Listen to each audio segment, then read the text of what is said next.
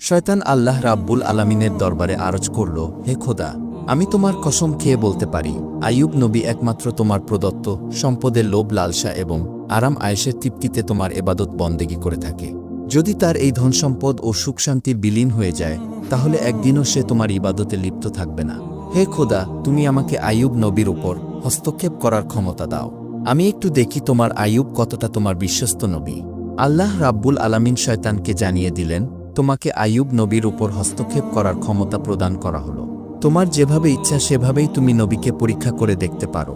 শয়তান আল্লাহর প্রদত্ত ক্ষমতা পেয়ে একজন প্রতীক সেজে হজরত আইয়ুব আলাইহিসসালামের নিকট গমন করল। আইয়ুব আলাইহিসসালামের নিকট গিয়ে নিজ দরিদ্রতা প্রকাশ করে শয়তান বলল, হুজুর, আমাকে কয়েকদিন আপনার বাসায় থাকার অনুমতি প্রদান করুন।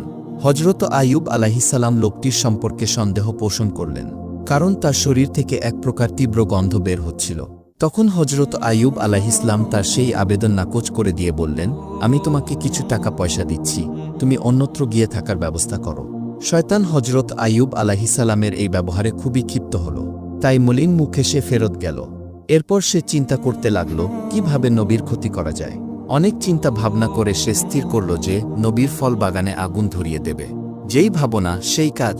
একদিন সে নবীর ফল বাগানে গিয়ে আগুন ধরিয়ে দিল। শয়তানের লাগানো আগুনে অনেকগুলি ফল বাগান নষ্ট হয়ে গেল। ফলবাগানের কর্মচারীরা দৌড়ে গিয়ে নবীর কাছে এই খবর পৌঁছাল।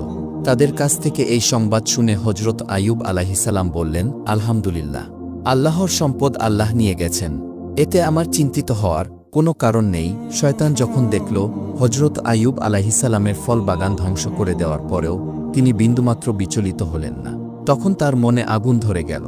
অতঃপর সে আবার চিন্তা করতে লাগল, কি করে নবীর আরও ক্ষতি করা যায়। পরের দিন শয়তান নবীর ছাগলের খামারে গিয়ে আগুন ধরিয়ে দিল।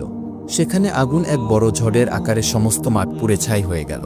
তাতে সমস্ত পশু মারা গেল এবং কিছু সংখ্যক রাখাল সেই আগুনে মৃত্যুবরণ করল। অন্যান্য রাখালগুলি এই খবরটি দ্রুত নবীর কাছে পৌঁছে দিল।